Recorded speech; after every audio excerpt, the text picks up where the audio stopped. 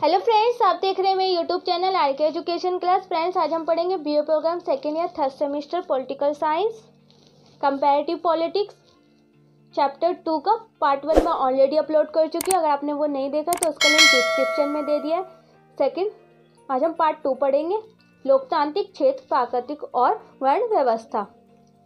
यह क्षेत्र लोगों के शासन की विशेषता और वहाँ की राजनीतिक प्रणाली को संदर्भित करता है। यह क्षेत्र लोगों की शासन की व्यवस्था और वहाँ की राजनीतिक प्रणाली को संदर्भित करता है, क्योंकि लोकतंत्र का प्रतिनिधित्व शासन के रूप में किया जाता है। क्योंकि लोकतंत्र का जो प्रतिनिधित्व है वो शासन के रूप में किया जाता है, जिसमें लोग अपने प्रतिनिधियों का चुनाव स्वयं करते हैं। जिसमें कि लोकतंत्र में लोग अपने प्रतिनिधियों का चुनाव स्वयं करते हैं।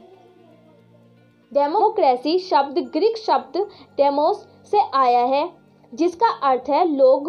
यह एक प्रकार के राजनीतिक शासन को संदर्भित करता है जहां लोगों के पास चयन की सर्वोच्च शक्ति होती है। वास्तव में लोकतंत्र के लिए कुछ प्रारंभिक शब्द प्राचीन ग्रीस को दर्शाते हैं। स्वरूप, एथेंस में कुछ लोग अपने प्रतिनिधियों या अधिकारियों का चुनाव स्वयं कर सकते थे, जिसमें चुनाव की एक प्रणाली होती थी जहां बहुमत के शासन करना राजनीतिक प्रक्रिया का स्वीकार्य रूप था और इसे जनता द्वारा जन भागीदारी से संपन्न किया जाता था। ये उदाहरण लोकतांत्रिक प्रक्रिया को प्रदर्शित करते हैं। हालांकि उस समय लोकतंत्र की वर्तमान प्रकृति की तरह नहीं था।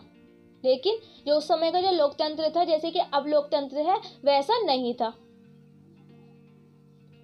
लोकतांत्रिक प्रथाओं की व्यापकता भारतीय उपमहाद्वीप के में प्रारंभिक सामाजिक और राजनीतिक संरचनाओं का पता लगाती है। और लोकतंत्र की जो प्रथाएं हैं उसकी व्यापकता भारतीय उपमहाद्वीप में प्रारंभिक सामाजिक और राजनीतिक संरचनाओं का पता लगाती है। कुछ प्रमुख संस्थानों का पता 6ठी शताब्दी ईसा पूर्व में देखा जाता है। और जो कुछ प्रमुख संस्थाएं उसका पता 6ठी शताब्दी ईसा पूर्व में देखा जाता है, जहां कुछ लोग महाजनपदों के काल में संघ और पंचायतों के माध्यम से अपनी भागीदारी का प्रयोग कर सकते थे। हालांकि लोकतंत्र की प्राकृतिक और लोकतंत्र की आधुनिक धारणाएं आज भी भिन्न हैं। लेकिन जो लोकतंत्र की प्राकृतिक है और लोकतंत्र की जो आधुनिक धारणाएं वे आज भी भिन्न हैं।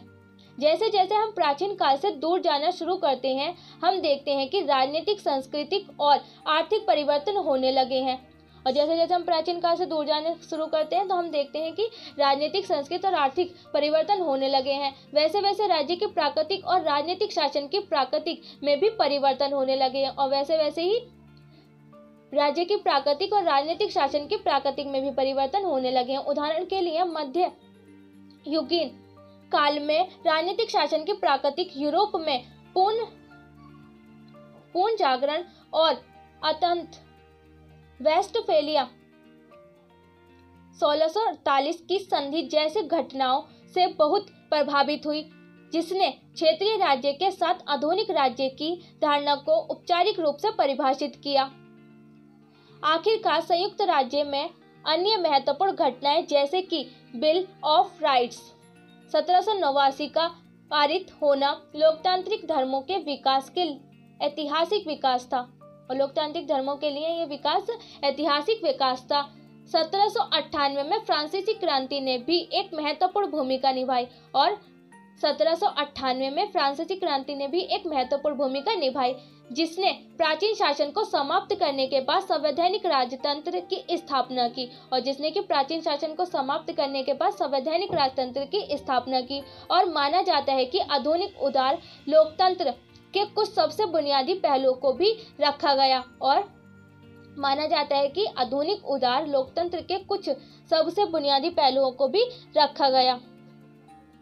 20वीं शताब्दी का युग लोकतांत्रिक शासनों के उदय के संदर्भ में सबसे अंतिम अवधियों में से एक था। और 20वीं शताब्दी का जो युग था वो लोकतांत्रिक शासनों के उदय के संदर्भ में सबसे अंतिम अवधियों में से एक था। मित्र राष्ट्रों की जीत के साथ प्रथम विश्व युद्ध का प्रभाव एक ऐसा समय था जब लोकतांत्रिक शासन को अधिक वैधता मिली,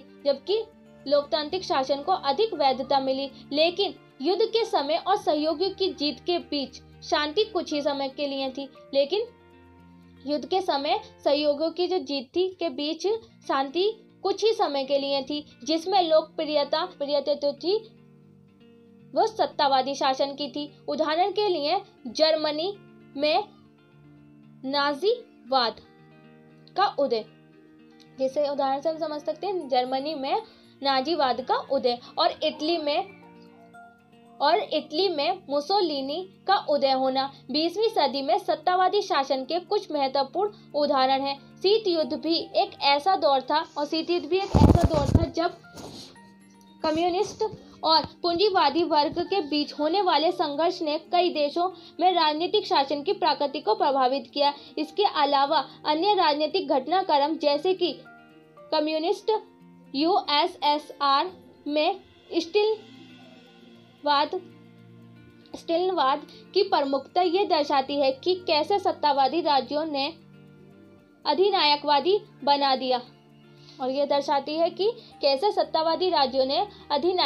बना दिया, यह उल्लेख करते हुए कि आने वाले वर्ग में तुलनात्मक विश्लेषण किया जाएगा कि अधिनायकवादी शासन की प्राकृतिक अधिनायकवादी शासन से कैसे भिन्न हो सकती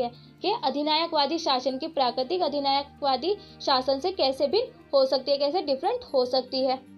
शीत युद्ध के बाद यूएसएसआर के विघटन की प्रक्रिया और नागरिक अधिकारों के आंदोलन ने गैर लोकतांत्रिक शासनों की क्रियात्मकता को प्रभावित किया, और शीत युद्ध के बाद यूएसएसआर के विघटन की प्रक्रिया और नागरिक अधिकारों के आंदोलनों ने गैर लोकतांत्रिक शासनों की क्रियात्मकता को प्रभावित किया था, जहां पूर्व उपनिवेशों के साथ प्रयासों में सहयोग करने के बदले में राजनीतिक स्वायत्तता संप्रभुता प्रदान करना था। उदाहरण के लिए भारत को स्वतंत्रता का वादा किया गया था कि भारत को धुरी शक्तियों के खिलाफ अपने युद्ध प्रयासों में ब्रिटेन के साथ सहयोग करना था, परंतु अब प्रतिनिधि सरकारें अधिक लोकप्रिय होने लगी। लेकिन क्या हुआ कि प्रतिनिधि सरकारें यदि वे अधिक लोकप्रिय होने लगी, आज भी कई देश राजनीतिक शासन की प्रकृति के विषय में बदलाव कर रहे हैं, और अभी भी कई देश राजनीतिक शासन की प्रकृति के विषय में बदलाव कर रहे हैं। हालांकि लोकतंत्र की सबसे बड़ी चुनौती ये है कि सच्चा लोकतंत्र एक दूर की संभावना है, और लोकतंत्र की जो सबसे बड़ी चुनौती है वो ये है कि सच्चा लोकतंत्र एक दूर की संभावना है।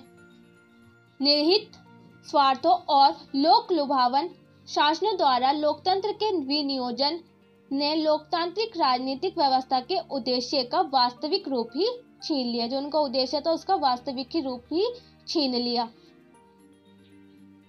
अगला खंड लोकतांत्रिक शासन की कुछ प्रमुख विशेषताओं पर चर्चा करेगा, और अगला जो खंड है वो लोकतांत्रिक शासन की कुछ प्रमुख विशेषताओं पर चर्चा करेगा। एक लोकतांत्रिक शासन की प्रकृति आमतौर पर समुदाय, नागरिक और राजनीतिक अधिकारों के संबंध में एक व्यक्ति की स्थिति से निर्धारित होती है, और एक लोकतांत्रिक शासन की जो प्रकृति है वो आमतौर पर समुदाय, नागरिक और राजनीतिक अधिकारों के संबंध में एक व्यक्ति की स्थिति पर ही निर्धारित होती है।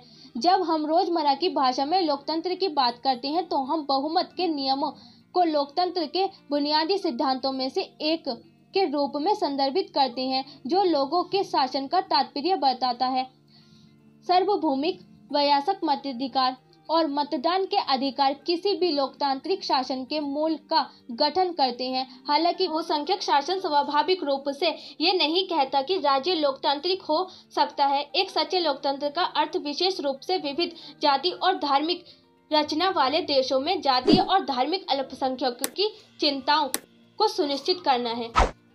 और एक सच्चे लोकतंत्र का अर्थ है विशेष रूप से विविध जातीय और धार्मिक रचना वाले देशों में जातीय और धार्मिक अल्पसंख्यकों की चिंताओं को सुनिश्चित करना है। राजनीतिक बहुल्यवाद एक लोकतांत्रिक शासन के सबसे महत्वपूर्ण पहलुओं में से एक है, और जो राजनीतिक बहुल्यवाद है वो लोकतांत्रिक शासन के सबसे महत्वपूर्ण पहलुओं में से एक है। आधुनिक समय के कई संस्थानों वाले राज्यों की सामाजिक संरचना में लोकतंत्र विशेष रूप से एक जटिल और राजनीतिक बहुल्यवाद के रूप में कार्यशील लोकतंत्र की महत्वपूर्ण विशेषता। तंत्र शासन की बुनियादी विशेषताओं में से निम्न है: संघ की स्वतंत्रता, सूचना और संचार के माध्यम से प्राथमिकताओं का मुक्त सूत्रीकरण होना, आमतौर पर लोकतंत्र अपने नागरिकों के लिए कुछ अधिकारों की गारंटी देता है और आमतौर पर लोकतंत्र क्या कहता है, अपने कुछ अधिकारों की गारंटी देता है, जैसे भाषण और अभिव्यक्ति की स्वतंत्रता, भाषण और अभिव्यक्ति की स्वतंत्रता, धार्मिक और सांस्कृतिक स्वतंत्रता इत्यादि। एक अन्य विशेषता राजनीतिक स्वतंत्रता है और एक अन्य विशेषता क्या है, राजनीतिक स्वतंत्रता है। ये लोकतंत्र की एक प्रमुख विशेषता है। राजनीतिक स्वतंत्रता क्या है, लोकतंत्र की प्रमुख विशेषता है। जो नागरिक स्वतंत्रता, जन भागीदारी, मीडिया की स्वतंत्रता और प्रेस की उपस्थिति से चिन्हित है। साथ ही प्रत्यक्ष या अप्रत्यक्ष रूप से नेताओं का चुनाव लोकतांत्रिक शासन की प्रमुख विशेषताओं में से एक है। कानून के समक्ष समानता और जाति, लिंग या धर्म के बावजूद समान अवसर आधुनिक लोकतंत्र की एक मूलभूत विशेषता है। लोकतांत्रिक होने के लिए न केवल राजनीतिक बल्कि सामाजिक, शैक्षणिक और आर्थिक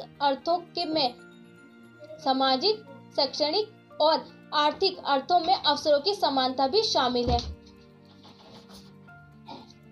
आर्थिक स्वतंत्रता पसंद के व्यवसाय करने का अधिकार है और जो आर्थिक स्वतंत्रता है वो पसंद के व्यवसाय करने का अधिकार है और आर्थिक गतिविधियों पर पूर्ण राज्य नियंत्रण का अभाव भी उदार लोकतंत्रों का एक भाग रहा है। जन राजनीतिक लंबबंदी आधुनिक लोकतंत्रों का एक बुनियादी पहलू है, क्योंकि इसमें प्रतिनिधि शासन के उद्देश्यों के लिए चुनाव में प्रतिस्पर्धा करते हैं। हालांकि यह भी ध्यान दिया जाना चाहिए कि कोई भी लोकतांत्रिक शासन पूर्ण अधिकार या राजनीतिक स्वतंत्रता प्रदान नहीं करता है और हमें यह भी ध्यान देना चाहिए कि कोई भी लोकतांत्रिक शासन पूर्ण अधिकार या राजनीतिक स्वतंत्रता प्रदान नहीं करता है। अक्सर अधिकार कई मामलों में प्राकृतिक में योग्य और पूर्ण निरपेक्ष नहीं होते और अक्सर अधिकार कई मामलों में प्राकृतिक में योग्य और पूर्ण निरपेक्ष नहीं होते। उदाहरण के लिए किसी को बोलने की स्वतंत्रता के नाम पर दूसरे समुदाय की भावनाओं को ठेस नहीं पहुंचाई जा सकती और बोलने की स्वतंत्रता के नाम पर दूसरे समुदाय की भावनाओं को ठेस नहीं पहुंचाई जा सकती या महिलाओं के खिलाफ अपमानजनक टिप्पणी नहीं कर सकता और न ही महिलाओं के खिलाफ अपमानजनक टिप्पणी नहीं कर सकता। हालांकि यह भी सच है कि कई बार लोकतंत्र में इन प्रावधानों में से कई का गलत इस्तेमाल किया जाता है और यह भी सच है कि लोकतंत्र में इन प्रावधानों में से कई का गलत भी इस्तेमाल किया जाता है। लोकतंत्र में इन प्रावधानों में से कई का गलत इस्तेमाल भी किया जा सकता है। एलन सिराफ कुछ कारकों की पहचान करते हैं जो कुछ देशों को दूसरों की तुलना में अधिक लोकतांत्रिक बनाते हैं और वे हैं राजनीतिक बहुल्यवाद, आर्थिक विकास का स्तर, विकास की प्राकृतिक सैन्य जनसंख्या, समरूपता, सामाजिक, सांस्कृतिक और क्षेत्रीय की भूमिका कारक भी है। वही लोकतंत्र के प्रकार दो तरह के हो सकते हैं डायरेक्ट एंड इनडायरेक्ट, प्रत्यक्ष और अप्रत्यक्ष लोकतंत्र। प्रत्यक्ष लोकतंत्र में लोग अपने प्रतिनिधियों का चुनाव सीधे करते हैं और जो प्रत्यक्ष लोकतंत्र है उसमें लोग अपने प्रतिनिधियों का चुनाव सीधे करते हैं, मतलब खुद चुनाव डालते हैं और फिर खुद करते हैं। उदाहरण के लिए स्विट्जरलैंड का शासन। दूसरी ओर अप्रत्यक्ष लोकतंत्र में लोग अपने प्रतिनिधियों का चुनाव करते हैं, जिसे में अक्सर प्रतिनिधि लोकतंत्र कहा जाता है। प्रतिनिधि लोकतंत्र में लोग अपने नेता को चुनाव प्रत्यक्ष रूप से करते हैं और यह तब तक प्रभावी होता है जब तक कि शासन और सरकार के बीच संबंध पूर्ण और विश्वसनीय हो। यहाँ प्रतिनिधि लोकतंत्र संसदीय, राष्ट्रपति, उदारवादी और असभ्य भी हो सकते हैं। लोकतंत्र की प्रमुख एक दल व्यवस्था और बहुदल प्रणाली विशेषता हो सकती है। भारत का रूप लोकतांत्रिक है और भारत का जो रूप है वो लोकतांत्रिक है, जो स्वतंत्रता के बाद के दिनों में एक प्रमुख दल प्रणाली के साथ एक चरण की विशेषता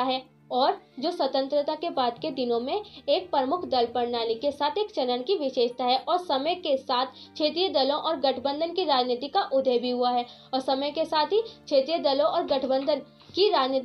भी हुआ है। वहीं अमेरिका प्रणाली में रिपब्लिकन और डेमोक्रेट्स के साथ दो पक्षीय प्रणाली की विशेषता है। ब्रिटेन को एक बहुदलीय व्यवस्था के रूप में चित्रित किया जा सकता है। हालांकि 1920 से दो प्रमुख दल रहे हैं, श्रम दल और रूढ़िवादी दल। इनका राजनीतिक में वर्चस्व रहा है। हालांकि एक दल व्यवस्था के समान नहीं है जो पीपल्स रिपब्लिक ऑफ चाइना जैसे देशों में मौजूद है। एक दल प्रमुख प्रणाली अन्य दलों पर हावी हो जाती है और एक दल प्रमुख प्रणाली अन्य दलों पर हावी हो जाती है, जबकि शुद्ध प्रणाली एकल दल की विशेषता होती है। और जो शुद्ध प्रणाली है वो एकल दल की विशेषता होती है जो गैर लोकतांत्रिक है। हमने इस बात की चर्चा की है कि किस तरह से शासन करने वाले लोगों की संख्या और सत्ता की प्रकृति के आधार पर एक दूसरे से अलग अलग शासन होते हैं। अब तक यह पहले से ही स्पष्ट है कि इस तरह के किसी भी शासन का कोई कठोर वर्गीकरण नहीं है, लेकिन केवल इन राजनीतिक प्रणालियों की कुछ और प्रमुख विशेषताओं की पहचान है। अक्सर लोकतंत्रों के कुलीन वर्गों की विशेषताओं को माना है और राजनीतिक दलों और विपक्ष के बीच प्रतिद्वंद्विता में भी असहमति पैदा की है। इसके अलावा लोकतांत्रिक विचार के अलग अलग सिद्धांत हैं। लोकतंत्र के विभिन्न रूपों विश्लेषण, जैसे कि जब हम इन राजनीतिक प्रणालियों के वास्तविक कामकाजों को देखते हैं तो हम देख सकते हैं कि कुछ लोकतांत्रिक देशों के गठन लोकतांत्रिक नहीं हो सकते क्योंकि यह संविधान में निहित हो सकता है। उदाहरण लोकतंत्र के बारे में यह समझ है कि यह सरकार का एक ऐसा रूप है जिसमें लोगों के नाम पर पूरे राज्य के मामलों में कुछ ही नियम बनाए जाते हैं। और अरस्तु ने यह समझाया है कि अरस्तु की यह समझ है कि यह सरकार का एक ऐसा रूप है जिसमें लोगों के नाम पर पूरे राज्य के मामलों में कुछ ही नियम बनाए जाते हैं। सत्तावादी शासन, प्राकृतिक और चरित्र। अधिनायकवादी शासन की विशेषता केंद्रीकृत शक्ति संरचना है। अधिनायकवादी शासन की जो विशेषता है वो केंद्रीकृत शक्ति संरचना है। अक्सर यह शासन एक तरह से सीमित राजनीतिक स्वतंत्रता की विशेषता है और अक्सर यह शासन एक तरह से सीमित राजनीतिक स्वतंत्रता की विशेषता है। ऐसे शासन के तहत राजनीतिक अधिकार, धर्म की स्वतंत्रता और राजनीतिक बहुल्यवाद बहुत सीमित रूप से शामिल है। इसके अलावा राज्य न्यायिक, कार्यकारी और विधायी कार्यों का अतिव्यापी हो सकता है। आज भी कई सत्तावादी व्यवस्थाओं में लोकतांत्रिक प्रणाली की विशेषताएं हो सकती हैं और आज भी कई सत्तावादी व्यवस्थाओं में लोकतांत्रिक प्रणाली की विशेषताएं हो सकती हैं और एक लोकतांत्रिक प्रणाली में सत्तावादी शासन की विशेषताएं हो सकती हैं और एक लोकतांत्रिक प्रणाली में सत्तावादी शासन की विशेषताएं भी हो सकती हैं। जैसे कि पहले चर्चा की गई है, इसमें से प्रत्येक शासन में विभिन्नता हो सकती है। जैसे कि पहले चर्चा की गई कि इसमें प्रत्येक शासन में विभिन्नता हो सकती है और अक्सर अन्य शासनों की विशेषताओं के साथ विरोध हो सकता है और अक्सर अन्य शासनों की विशेषताओं के साथ भी विरोध हो सकता है। हालांकि राजनीतिक वैज्ञानिक ने अधिनायकवादी शासनों को कुलीन वर्ग या निरंकुश या एक दल या सेना द्वारा शासन के रूप में वर्गीकृत किया है। एलन सिराफ विभिन्न प्रकार के सत्तावादी शासनों को सूचीबद्ध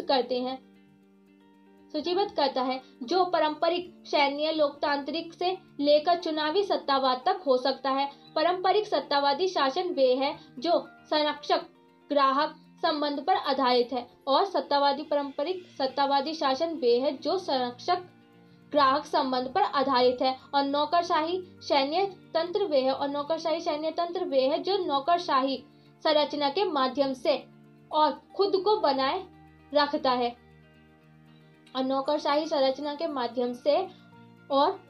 बनाए रखता है प्रतिस्पर्धात्मक अधिनायकवादी शासन वे शासन हैं जिनकी लोकतांत्रिक संरचनाएं हैं और प्रतिस्पर्धात्मक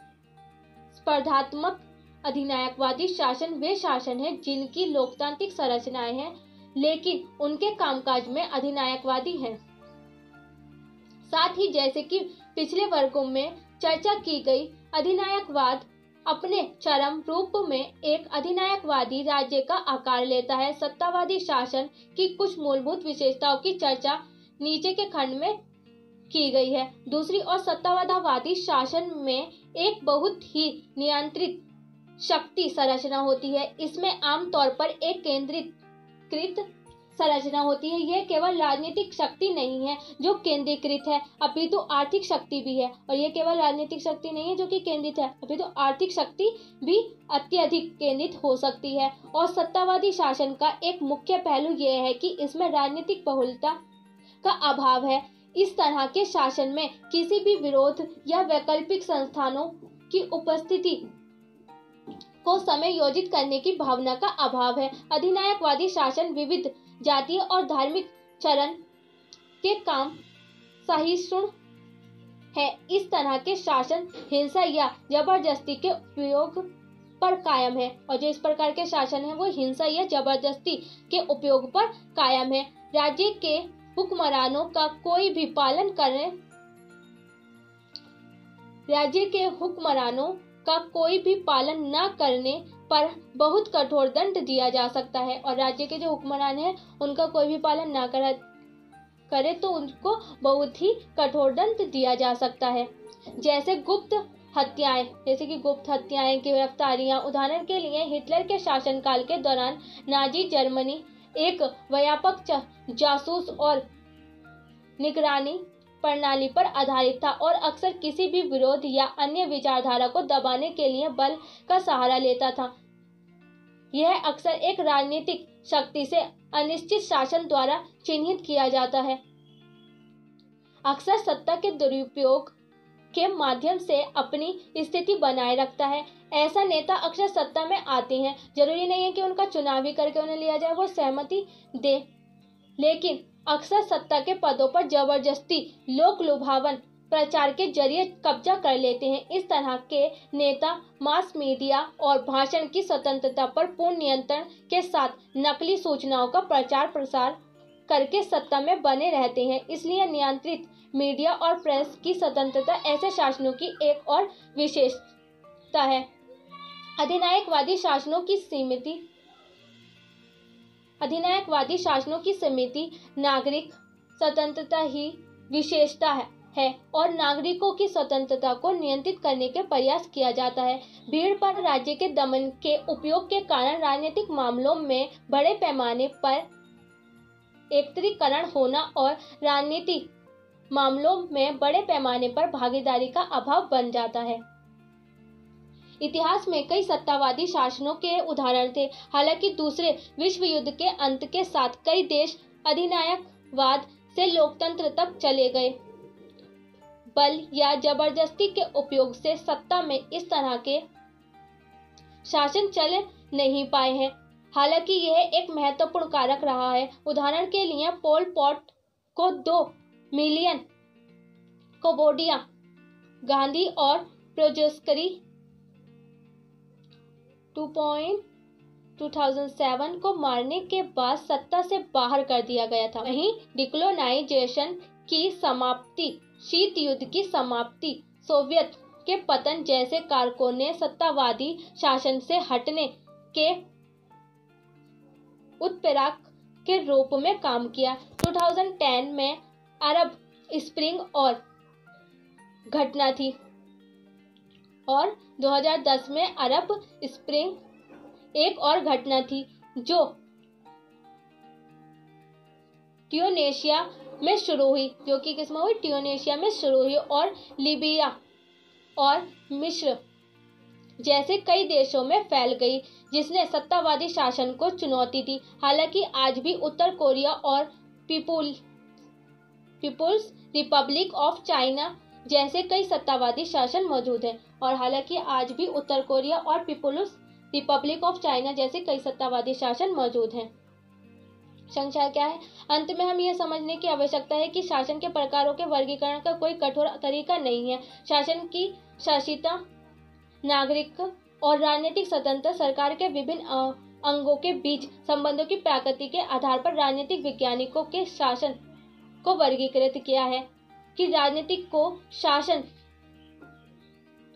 शासन को शासक की संख्या के आधार पर वर्गीकृत किया जा सकता है, जैसे कि राजशाही, तानाशाही, अभिजात वर्ग, लोकतंत्र, कुलीन तंत्र। एक राजशाही नियम संवैधानिक प्रतीकात्मक या निरंकुश हो सकता है, और एक राजशाही नियम संवैधानिक, प्रतीकात्मक या निरंकुश हो सकता है। फिर सत्ता की प्रकृति के आधार पर इसके अभ्यास, जो अधिनायकवादी, निरंकुशता, संवैधानिकता और लोकतंत्र है। इसके अनुसार कार्यपालिका और विधायिका के बीच साझा संबंधों की प्राकृतिक और भागीदारी के तरीके के आधार पर लोकतंत्र के विभिन्न रूप हो सकते हैं। प्रत्यक्ष और अप्रत्यक्ष लोकतंत्र और डायरेक्ट और इनडायरेक्ट लोकतंत्र। हमने सत्तावादी और लोकतांत्रिक शासन की विशेषताओं पर भी चर्चा की। हमने क्या किया, सत्तावादी और लोकतंत्र शासन की भी विशेषताओं पर भी चर्चा की। सबसे महत्वपूर्ण पहलुओं में से एक जो हमने ध्यान में रखने की जरूरत है वे है अधिनायकवादी और सत्तावादी शासनों के बीच अंतर। और जो एक सबसे महत्वपूर्ण जिस पर हमें ध्यान रखने की जरूरत है वो क्या है, अधिनायकवादी और सत्तावादी शासनों के बीच अंतर। हालांकि दोनों में समान विशेषताएं भी हो सकती हैं। डिकोलोनाइजेशन की प्रक्रिया विशेष रूप से शीत युद्ध के बाद से कई एशियाई और अफ्रीकी देशों में जटिल बदलाव आए हैं। इसलिए दुनिया भर में विभिन्न राजनीतिक प्रणालियों के अधिक सार्थक अध्ययन के लिए वर्गीकरण के नए तरीके एक आवश्यकता बन गए हैं, और इसीलिए सार्थक अध्ययन के लिए वर्गीकरण के जो नए तरीके एक आवश्यकता बन गए हैं। नेक्स्ट वीडियो में हम यूनिट 3 करेंगे, संसदीय और अध्यात्मक व्यवस्था यूके और यूएसए। फ्रेंड्स, उम्मीद है आपको वीडियो पसंद आई होगी। अगर आपको वीडियो अच्छी लगे तो वीडियो को लाइक शेयर सब्सक्राइब करना ना भूलें, और साथ में बेल आइकन को भी प्रेस करें जिससे आने वाली वीडियो की नोटिफिकेशन सबसे पहले आपके पास पहुंचे। और अपने फ्रेंड्स के साथ भी शेयर करना ना भूलें जिससे इस वीडियो का प्रॉफिट उन्हें भी हो। अगर आपको किसी और टॉपिक पे वीडियो चाहिए या किसी और चैप्टर की वीडियो चाहिए तो आप मुझे कमेंट बॉक्स में बता सकते हैं।